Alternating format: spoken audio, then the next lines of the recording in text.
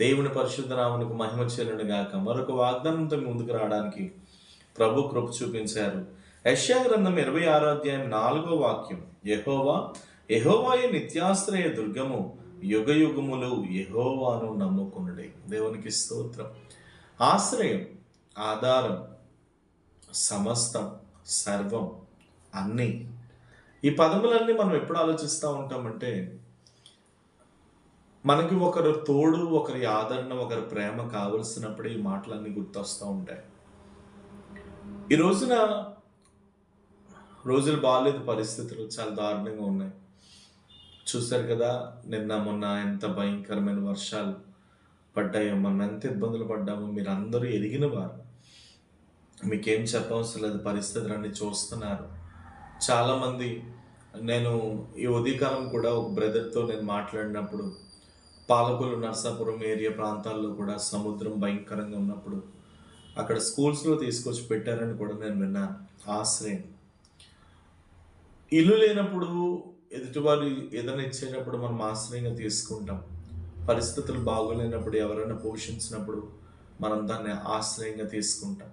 కానీ ఈవేళ మీ అందరికీ నేను చెప్పేది ఏంటంటే, ఈరోజు నీ జీవితంలో నువ్వు ఏ పరిస్థితిలో ఉన్నావు నాకు తెలియదు, కానీ ఒకటైతే మనసారా నేను చెప్పగలను, మనుషుల మీద నువ్వు ఆధారపడి మనుషుల యొక్క సహాయం నువ్వు తీసుకొని మనుషులతో చేయి పట్టుకొని నడిచి, మనుషులే తోడుగా, మనుషులే నీడగా, మనుషులే అండగా ఒకవేళ నువ్వు నడిచినా సరే, ఈ మనుషులు ఏదో ఒక రోజున మనల్ని విడిచిపెట్టి వెళ్ళిపోతారు. మీరు ఒకసారి గమనించండి, 10 సంవత్సరాల క్రితం నీతో ఉన్నవారు ఈవేళ నీతో ఉండరు. 20 సంవత్సరాల క్రితం నీతో ఉన్నవారు ఈవేళ నీతో ఉండరు. మనుషులకు ఉన్న స్వభావం ఏంటంటే, ప్రతిదీ కూడా మనుషుల్లో క్రొత్తదనం కనిపిస్తూ ఉండాలి. ఎవ్రీడే కూడా క్రొత్తదనం కనబడుతూ ఉంటారు. కానీ ఈవేళ మీతో నేను చెప్పాలనుకున్న విషయం ఏంటంటే, మనుషుల్లో క్రొత్తదనం కనిపించినా సరే, మారని దేవుడు, మార్పు లేని దేవుడు యేసుప్రభు వారు ఒక్కరే. అందుకనే హెబ్రీయులకు రాసిన పత్రికలో చక్కని మాట అక్కడ భక్తుడు సెలవిస్తున్నాడు. చూడండి, హెబ్రీయులకు రాసిన పత్రికలో చక్కని మాట ఉంది. 13వ అధ్యాయము 8వ వాక్యంలో ఈ మాట సెలవిస్తున్నాడు. యేసుక్రీస్తు నిన్న నేడు ఒక్కటే రీతిగా ఉండును, అవును యుగ యుగములకును ఒక్కటే రీతిగా ఉండును. ఎంత గొప్ప మాట. యేసుక్రీస్తు ప్రభుల వారు నిన్న నేడు రేపు యుగ యుగములు కూడా ఒక్కటే రీతిగా ఉండును. అంటే ఆయనలో మార్పు ఉండదు, ఆయన మారడు, ఆయన ఎలా ఉన్నాడో అలాగే ఉంటాడు. అందుకనే కదా భూమి మీద మానవులు అనేవారు ఈ రోజుల్లో ఏదైనా వస్తువు అడిగితేనే ఇవ్వడానికి చాలా ఆలోచిస్తున్న ఈ దినముల్లో, యేసుక్రీస్తు ప్రభుల వారు అలా కాదు, నీ కోసం భూమి మీదకి వచ్చి తను చేయవలసిన ప్రయాసంతా పడి ప్రాణం అర్పించినంతగా నీ కొరకు చనిపోయాడు కలువరి శిలువలో.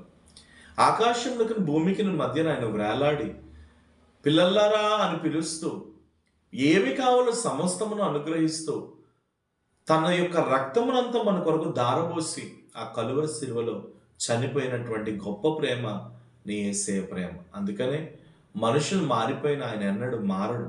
ఆయన నిన్న నేడు రేపు యుగ యుగములకు ఒకటే రీతిగా ఉండును, అవును యుగ యుగములకు ఒకటే రీతిగా ఉండునని భక్తుడు సెలవిస్తున్నాడు. నిజమే ఆ మాట. ఆయన మార్పు లేని దేవుడు, మారని దేవుడు, మాట తప్పని దేవుడు. ఎట్టి పరిస్థితుల్లో, ఎలాంటి పరిస్థితులు ఎదురైనా సరే ఆయన మాత్రం మారిపోయే దేవుడు కాదు. దాన్ని బట్టి నేను ఏం చెప్పగలనంటే, ఆయనే మన ఆశ్రయం. అందుకని మనం ఆయన నమ్ముకుందాం, పరిపూర్ణంగా ఆయన్ని మనం నమ్ముకుందాం. ఈవేళ ఈ వాగ్దానం చూస్తున్న మీరు, ఎవరిని నమ్మి నీ బ్రతుకును కొనసాగిస్తున్నావు, ఎవరిని నమ్మి నీ భవిష్యత్తును కొనసాగిస్తున్నావు, ఎవరి మీద ఆధారపడి నీ భవిష్యత్తును ముందుకు తీసుకెళ్తున్నావు, ఏ మనిషి మీద నువ్వు ఎక్కువగా ఆధారపడుతున్నావో ఆ మనిషి ఒకనాడు నిన్ను విడిచిపెట్టేస్తాడు. కానీ యుగాలు మారినా, జగాలు మారినా, పరిస్థితులు మారినా, ఏమి మారినా మారని దేవుడే యేసు ప్రభువారు. కాబట్టి ఆయన్నే నువ్వు నమ్ముకో, ఆయన మీద నువ్వు ఆధారపడు.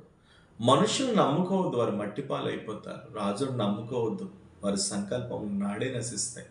కానీ ఎవనికి యాకోబు దేవుడు సహాయుడగునో, ఎవడు తన దేవుడైన యెహోవా మీద పరిపూర్ణంగా ఆశ పెట్టుకొనునో వాడు ధన్యుడు అని లేఖనాలు సెలవిస్తున్నాయి.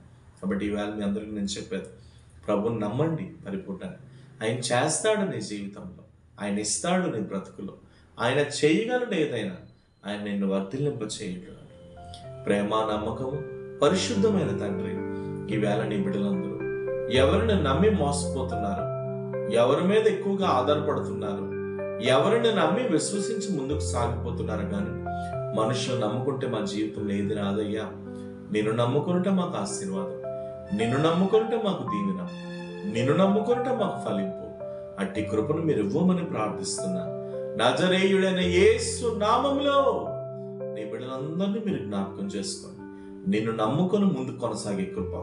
ఎంతమంది గర్భఫలం లేదో ఆ గర్భఫలం అనుగ్రహించండి.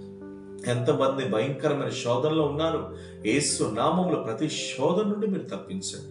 మీరే నింపమని, బలపరచమని, స్థిరపరచమని యేసు నామమున అడుగుచున్నాను తండ్రి. ఆమేన్. God bless you. దేవుడు నమ్మదగిన వాడు. ప్రభు మిమ్మల్ని దీవించుగాక. Praise the lord.